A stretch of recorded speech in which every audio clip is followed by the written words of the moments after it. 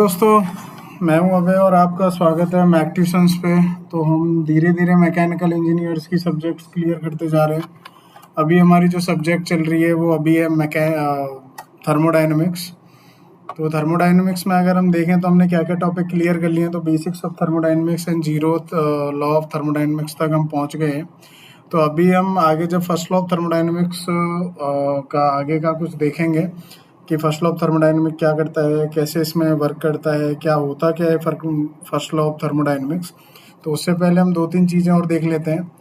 और अगर आपको अभी तक का कुछ समझ में आ रहा है और कुछ भी सजेशंस हो तो आप प्लीज़ बताइएगा।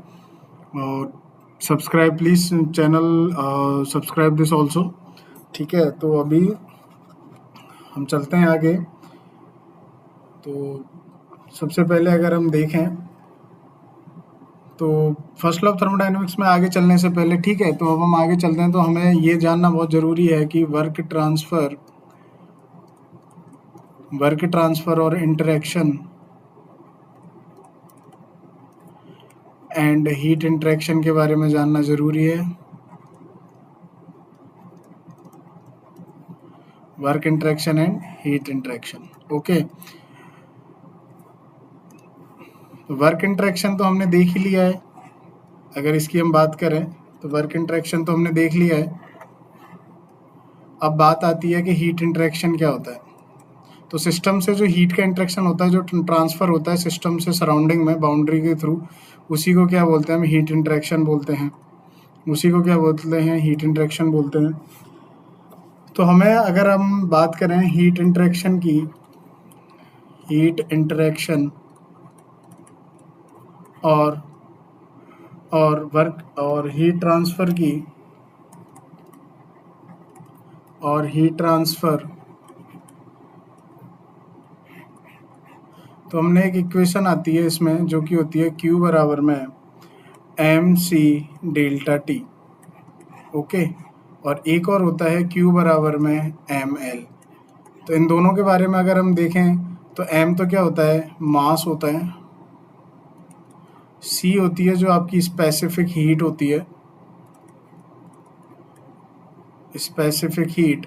और जो यहाँ पे अगर हम बात करें तो L क्या होता है? वो होती है लेटेंट हीट। तो ये वाली जो इक्वेशन काम आती है वो तब काम आती है जब फेज चेंज नहीं होता है। जब हम किसी भी सिस्टम को, ऑब्जेक्ट को हम टेम्परेचर पे गर्म करते हैं या फिर हम उसको टेम्परेचर देते जाते हैं, या तो कम दें या फिर ज़्यादा दें। Let's say this temperature is change from initial state to final state, okay. तो उस टाइम पे हम क्या करते हैं? इस वाली इक्वेशन को यूज़ में लेते हैं कि उसमें हीट इंटरेक्शन कितना हुआ होगा। यहाँ पे अगर हम देखें तो फेज डज नॉट चेंज। और जब फेज चेंज होता है या फिर कोई भी फेज चेंज होगा किसी भी मैटर का या फिर सब्जेक्ट का या फिर सिस्टम का, तो यहाँ पे कौन सी हीट कौन सी आती है? लेटेंट हीट वाली। तो यहाँ पे अगर हम देखें तो फेज चेंज होता है। यहाँ पे क्या होता है? फेज चेंज होता है, ओके। ये हमने देखा हीट इंटरेक्शन के लिए हम ये दो इक्वेशन यूज में लेते हैं। और इसकी जो यूनिट होती है वो क्या होगी? तो अगर हम देखें तो यूनिट इसकी किस में होती है? क्यू किस में होता है? किलो जूल में होता है। जूल में या किलो जूल में होता है। अगर सी की यूनिट हम देखें तो वो क्या होगी? किलो जूल पर केजी इंटू में केल्विन। तो ये किसकी होती है? सी की यूनिट होती है। ये क्या होती है? सी की यूनिट होती है, ठीक है। अभी जो स्पेसिफिक हीट का हमने देख लिया, लेटेंट हीट का हमने देख लिया। तो एक स्पेसिफिक हीट है, ये दो तरीके की होती है। ये जब फेज चेंज नहीं होता है, ठीक है। तो ये ध्यान रखना, जब फेज चेंज नहीं होता है तो अपन ये वाला फॉर्मूला लगाते हैं जिसमें हमें क्या मिलता है? सी मिलता है। तो ये होती है दो, C P and C V. तो ये होती है एट कांस्टेंट प्रेशर, ये होती है एट कांस्टेंट प्रेशर, और ये होती है एट कांस्टेंट वॉल्यूम। ये क्या होती है? एट कांस्टेंट वॉल्यूम, ठीक है। तो ये जो दो चीज़ हमने देखी, C P and C V, तो इनमें भी कुछ रिलेशंस होते हैं। जो ये सी पी होती है, C P is always greater than C V. C P is always greater than C V, ठीक है। C P is always greater than C V, and C P minus C V equals to R, and C P by C V equals to gamma. तो ये कुछ relations हैं Cp और Cv के आपस में, तो ये हमें याद रखना है। तो ये तो किसके लिए होती है, गैसेस के लिए, जो कि कंप्रेसिबल होते हैं। लेकिन अगर हम बात करें नॉन कंप्रेसिबल या इनकम्प्रेसिबल, नॉन कंप्रेसिबल फ्लूइड्स या फिर मैटर्स, नॉन कंप्रेसिबल के लिए क्या होगी, नॉन कंप्रेसिबल कौन से होते हैं आपके, एक तो होता है सॉलिड और एक होता है लिक्विड मैटर। लेकिन गैस क्या होता है, गैस कंप्रेसिबल होती है, तो गैस उसके लिए क्या होगा, Cp and Cv equals to में C होता है, एक ही C होता है, गैस के केस में होता है Cp और Cv। लेकिन अगर हम बात करें नॉन कंप्रेसिबल्स की, तो वहाँ पे Cp इक्वल्स टू क्या होता है, Cv होता है। और गैसेस के लिए क्या होता है, Cp is greater than Cv। Okay, I hope अभी तक ये समझ में आ गया होगा। मान के चलो ये कोई, अगर हमने एक सिस्टम बना दिया, ये सिस्टम है, ठीक है, ये एक सिस्टम है, तो इसमें से जो हीट का इंटरेक्शन हो रहा है टेम्परेचर की वजह से या कैसे भी, तो वो क्या होता है, हीट का इंटरेक्शन हो रहा है, हीट का ट्रांसफर हो रहा है फ्रॉम सिस्टम टू सराउंडिंग। अगर हीट बाहर जा रही है सिस्टम से तो वो माइनस में आ जाती है, अगर हम इसका नॉमेनक्लेचर देखें और साइन कन्वेंशन देखें। और अगर हीट इसमें आ रही है अंदर सिस्टम में, तो वो प्लस में अपन लेते हैं। ठीक है, तो ये यहाँ तक हमने देख लिया। अब हम बात करते हैं किसकी, अब हम बात करते हैं फर्स्ट लॉ ऑफ थर्मोडाइनमिक्स की। अब हम किसकी बात करेंगे, first law of thermodynamics. First law of thermodynamics, ठीक है, first law of thermodynamics. Okay, तो फर्स्ट लॉ ऑफ थर्मोडायनामिक्स क्या कहता है, सिंपल सी चीज है इसकी, कि कोई भी अगर क्लोज सिस्टम होगा, कोई भी अगर एक क्लोज सिस्टम होगा जो कि एक साइकिल में काम कर रहा है क्लोज सिस्टम में, तो जो उसका नेट हीट ट्रांसफर है ना, वो उसके नेट वर्क ट्रांसफर के बराबर में होगा। Heat transfer and work transfer अपन ने देख ही लिया। तो ये जो सिंपल सी चीज बोलता है, ये क्या बोलता है कि ये हमेशा कंजर्वेशन ऑफ एनर्जी पे काम करता है, कंजर्वेशन ऑफ एनर्जी पे ये काम करता है। और उसके हिसाब से देखें तो जो भी समेशन ऑफ हीट होता है वो इक्वल्स टू में समेशन ऑफ W होता है। यानी कि जितना भी हीट होगा वो किसके इक्वल में होगा, वर्क के इक्वल में होगा। और ये जो इक्वेशन है ये खाली किसके लिए है, साइकिल के लिए।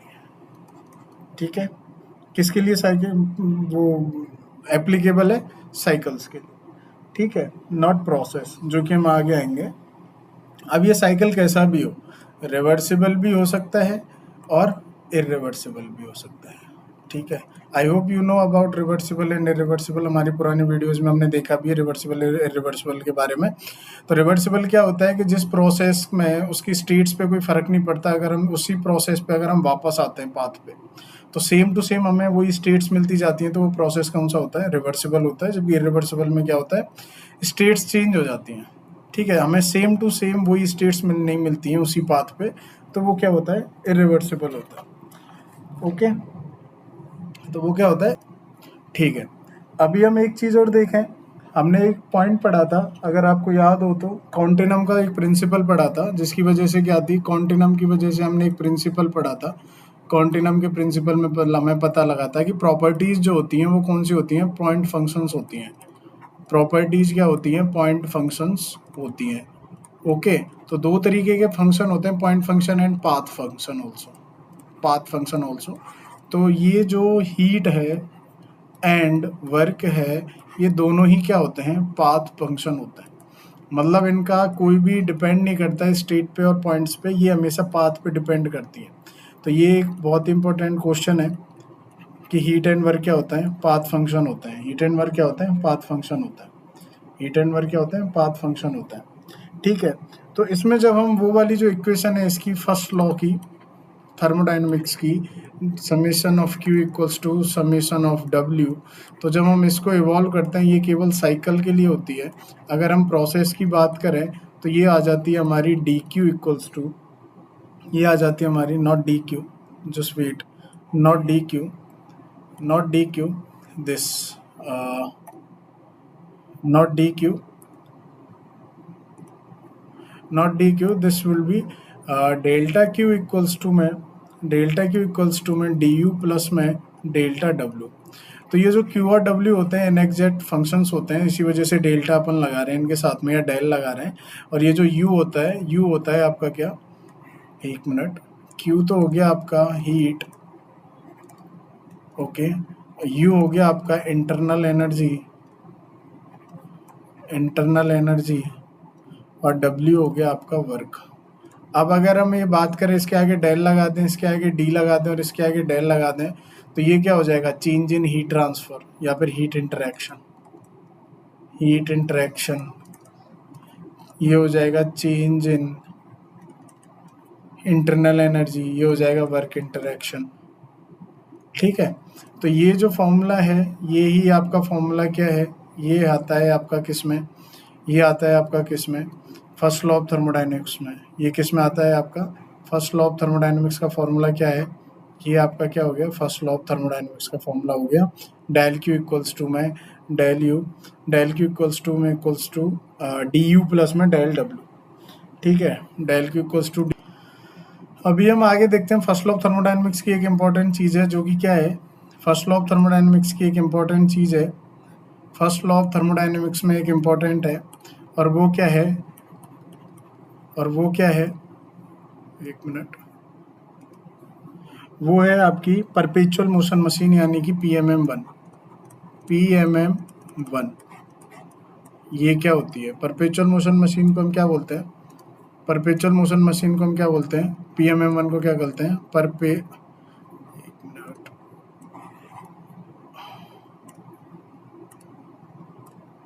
इसको हम बोलते हैं परपेचुअल मोशन मशीन। कौन सी, पहले तरीके की। आगे हम PMM2 भी पढ़ेंगे, जो कि सेकंड लॉ ऑफ थर्मोडायनेमिक्स में आएगा। तो परपेचुअल मोशन मशीन क्या कहती है, इसका सिंपल सा है कि if there can be machine which produces work continuously without absorbing any heat, यानी कि कोई मशीन है M, तो ये क्या बोल रहे हैं कि वो कंटिन्यूअसली हमें वर्क देती जाएगी विदाउट एनी हीट, यानी कि हम उसको अगर हम हीट नहीं देते हैं लेकिन वो हमें क्या देती जाए, वर्क। ऐसा पॉसिबल तो नहीं है, ऐसा कहीं भी पॉसिबल नहीं है, इसीलिए इसको क्या बोला है, परपेचुअल। तो ऐसी मशीन को हम क्या बोलते हैं, PMM1। ऐसी मशीन को हम क्या बोलते हैं, PMM1। यानी कि ये एक मशीन है यहाँ पे, तो यहाँ से हम इसको Q इक्वल्स टू तो 0 दे रहे, मतलब हीट तो दे ही नहीं रहे, लेकिन ये हमें वर्क दे दे, ऐसा पॉसिबल है क्या, नहीं है। इसीलिए इसको क्या बोलते हैं, परपेचुअल मोशन मशीन। परपेचुअल बोला गया है, आभासी है, ओके, तो इस वजह से इसको क्या बोलते हैं, PMM1। तो आपको ये याद रखना पड़ेगा कि PMM1 कौन से लॉ को फॉलो करती है, मतलब कौन से लॉ को वायलेट करती है। वो कौन सा होगा आपका, फर्स्ट लॉ ऑफ थर्मोडायनेमिक्स। वो कौन सा होगा आपका, फर्स्ट लॉ ऑफ थर्मोडायनेमिक्स। ठीक है, अब हम इस फर्स्ट लॉ ऑफ थर्मोडायनेमिक्स को कुछ प्रोसेस में जानते हैं, देखते हैं कि उसमें वो कैसे काम करता है। जैसे हमने कुछ प्रोसेस देखे थे, constant volume, constant pressure, isothermal, adiabatic process. तो सबसे पहले हम कौन सा लेते हैं, सबसे पहले हम ले लेते हैं कांस्टेंट वॉल्यूम, यानी कि आइसोकोरिक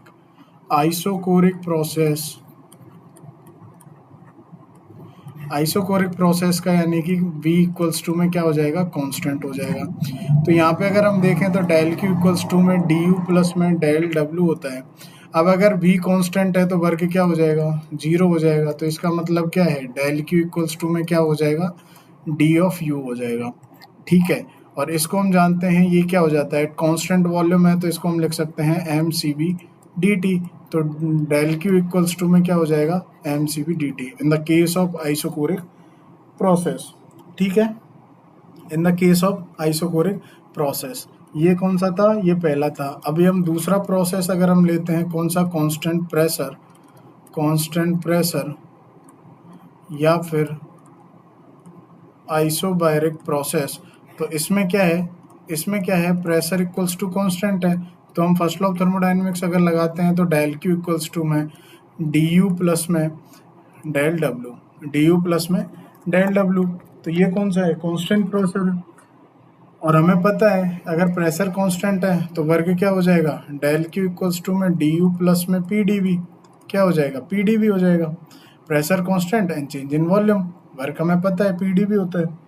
ओके, तो यहाँ से क्या आ जाएगा, del Q at constant pressure equals to में क्या आ जाएगा, अगर हम इसको देखें,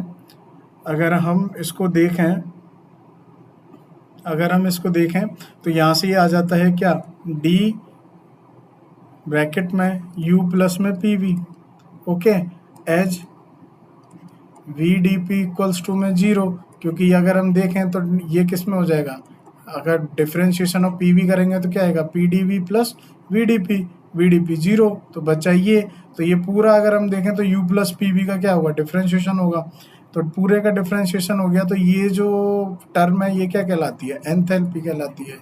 इसको क्या बोलते हैं, एंथैल्पी, याद रखना इसको। तो डेल क्यू ऑफ पी क्या हो जाएगा, डी एच, और डी एच को क्या लिख सकते हैं हम, M C P D T. तो del Q at constant pressure क्या हो गया, M C P D T. ठीक है, उसके बाद में तीसरा कौन सा आता है, तीसरा आता है आपका आइसोथर्मल प्रोसेस। आइसोथर्मल प्रोसेस में क्या होता है, टेम्परेचर इक्वल्स टू में कांस्टेंट, तो उसके लिए अगर हम देखेंगे, और जो आपकी इंटरनल एनर्जी होती है वो किस पे डिपेंड करती है, टेम्परेचर पे, तो डेल क्यू इक्वल्स टू में डी यू प्लस में डेल डब्ल्यू, तो ये 0 हो जाएगी क्योंकि टेम्परेचर पे वेरिएशन पे डिपेंड करती है, तो आपका क्या हो जाएगा, डेल क्यू इक्वल्स टू में डेल डब्ल्यू। ये किसके लिए होती है, ये होती है आपकी आइसोथर्मल के लिए, ओके। उसके बाद में अगर हम देखें तो एडियाबेटिक में क्या होता है, याद करो एडियाबेटिक में क्या होता है, एडियाबेटिक में जो हीट ट्रांसफर होता है वो 0 होता है। एडियाबेटिक में जो हीट ट्रांसफर होता है, मतलब initial heat equals to final heat होती है, तो डेल क्यू क्या होता है, 0 होता है। तो इससे अगर हम देखें तो डेल क्यू इक्वल्स टू में डी यू प्लस में डेल डब्ल्यू, ये 0, तो इसका मतलब क्या है, डी यू इक्वल्स टू में माइनस का डेल डब्ल्यू, है ना, डी यू इक्वल्स टू में माइनस का डेल डब्ल्यू आ जाएगा, यहाँ पे डी यू इक्वल्स टू में माइनस का डेल डब्ल्यू आ जाएगा, डी इक्वल्स टू माइनस का डेल डब्ल्यू आ जाएगा, ओके। तो ये एडियाबेटिक के लिए हो गया। पॉलीट्रॉपिक प्रोसेस क्या होता है, पॉलीट्रॉपिक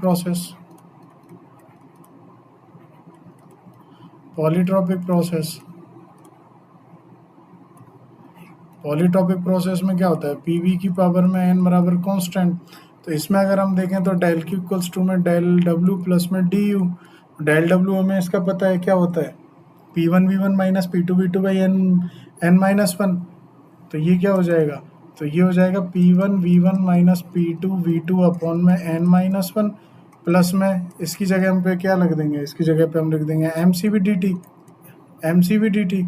MCV/dt। जब हम इसको सॉल्व करेंगे पूरे को, तो हमारे पास में तो जो पॉलीट्रॉपिक का जो हीट ट्रांसफर आएगा वो कितना आ जाएगा, तो इससे हमारा हीट ट्रांसफर क्या आ जाता है, डेल्टा क्यू ऑफ पॉलीट्रॉपिक कितना आ जाता है, बताओ। तो ये आ जाता है हमारा गामा माइनस एन अपॉन में गामा माइनस 1 इंटू में वर्क ऑफ पॉलीट्रॉपिक, और ये हमें पता ही है वर्क क्या था इसका, ये इसका वर्क है, ठीक है। तो ये इसका क्या आ गया, ये हमने आज क्या क्या देखा इसका, फर्स्ट लॉ ऑफ थर्मोडायनेमिक्स का, सारे प्रोसेस में साइकिल्स में कैसे हम फर्स्ट लॉ ऑफ थर्मोडायनेमिक्स को लगा सकते हैं, ठीक है। इसके बाद में एक छोटा सा टॉपिक और है कि फ्री एक्सपांशन क्या होता है, जो कि बहुत मतलब इम्पोर्टेंट तो है ही, इसके क्वेश्चन तो आते हैं कि फ्री एक्सपांशन क्या होता है। फ्री एक्सपेंशन क्या होता है, फ्री एक्सपेंशन में देखो सिंपल सा है, अगर हम फ्री एक्सपेंशन में आपका ये वाला लगा के देखें, डेल क्यू इक्वल्स टू में डी यू प्लस में डेल डब्ल्यू, फ्री एक्सपेंशन में ना सबसे बड़ी जो चीज़ होती है उसमें आपको जो ये आपका वर्क है ये 0 होता है और आपका हीट इंटरेक्शन भी 0 होता है, तो इसमें जो है डी यू बराबर में 0 हो जाता है, ठीक है। तो इसका मतलब क्या है, U1 इक्वल्स टू में U2 हो जाता है, यानी कि कांस्टेंट इंटरनल एनर्जी चलती है फिर इसमें, तो इसमें ये 0 और U फाइनल बराबर में U इनिशियल, तो ये किस में आता है, फ्री एक्सपेंशन में आता है, ओके। तो आज हमने क्या-क्या देखा था इस वाले लेक्चर में, आज हमने पूरा जो भी है देखा, फर्स्ट लॉ ऑफ थर्मोडायनामिक्स से रिलेटेड चीज़ें देखी कि कैसे फर्स्ट लॉ ऑफ थर्मोडायनामिक्स काम करता है, होता क्या है फर्स्ट लॉ ऑफ थर्मोडायनामिक्स। सबसे पहले हमने देखा था कि हीट इंटरेक्शन और वर्क इंटरेक्शन क्या होता है। वर्क इंटरेक्शन हमने पहले देख ही लिया था, हीट इंटरेक्शन। तो हीट इंटरेक्शन के लिए दो क्यू थे, एक तो फेज चेंज और विदाउट फेज चेंज, उसकी यूनिट्स देखी थी, सीपी सीवी की बात करी। फिर फर्स्ट लॉ ऑफ थर्मोडायनामिक्स देखा जो कि किस पे काम करता है, कंजर्वेशन ऑफ एनर्जी पे। तो जितना उसको हीट मिलेगा उतना ही उसको कितना वर्क देना पड़ेगा। तो ये इसका क्या था, साइकिल के केस में इसमें काम करता है। ये किस में काम करता है, साइकिल के केस में। उसके बाद में क्या आ रहा है, उसके बाद में हमने देखा साइकिल के केस में ये, और ये जो हमने इक्वेशन निकाली ये किसकी इक्वेशन थी, प्रोसेस के लिए। ये किसकी इक्वेशन थी, किसी भी प्रोसेस के लिए। एक PMM1 देखा हमने जो कि कह रहा है कि हम कोई भी हीट नहीं देंगे लेकिन हमें लगातार क्या मिलता रहेगा, वर्क मिलता रहेगा। तो वो क्या हो जाएगी हमारी PMM1, ठीक है। उसके बाद में हमने सारे प्रोसेस में ये लगा के देखा फर्स्ट लॉ ऑफ थर्मोडायनामिक्स। तो उससे हमें क्या मिला है, डेल्टा क्यू हमने निकाल के देखा, ठीक है, ओके। और एक लास्ट में बहुत ही ज़्यादा इंपॉर्टेंट जो कि क्या था, फ्री एक्सपेंशन प्रोसेस क्या होता है। तो उसमें डेल डब्ल्यू और डेल क्यू आपके जीरो होते हैं, इन दोनों का इंटरेक्शन होता ही नहीं उसमें। तो उस वजह से क्या है कि उसकी जो कांस्टेंट, तो उसमें जो इंटरनल एनर्जी रहेगी वो इनिशियल टू फाइनल स्टेट कैसी रहेगी, कांस्टेंट रहेगी, ओके। तो यहाँ तक का हमने देखा है, यहाँ तक का हमने देखा है। और यहाँ तक का हमने देखा कि क्या रहेगी। तो ये आज का हमारा क्या खत्म हो गया, ये आज का हमारा हो गया फर्स्ट लॉ ऑफ थर्मोडायनेमिक्स, आज हमने देखा। इसमें कोई क्वेरी हो तो प्लीज़ कमेंट कर देना। और जो कि लास्ट है, please subscribe this channel also, subscribe this channel please and support me, also like and share, thank you so much. और हम आगे एक आधी और वीडियोज आती रहेंगी इसकी, पूरी थर्मोडायनामिक्स हम यहीं पे इसी चैनल पे फ्री में कवर करेंगे। उसके बाद में हम कुछ क्वेश्चंस भी लगाएंगे। So thank you so much.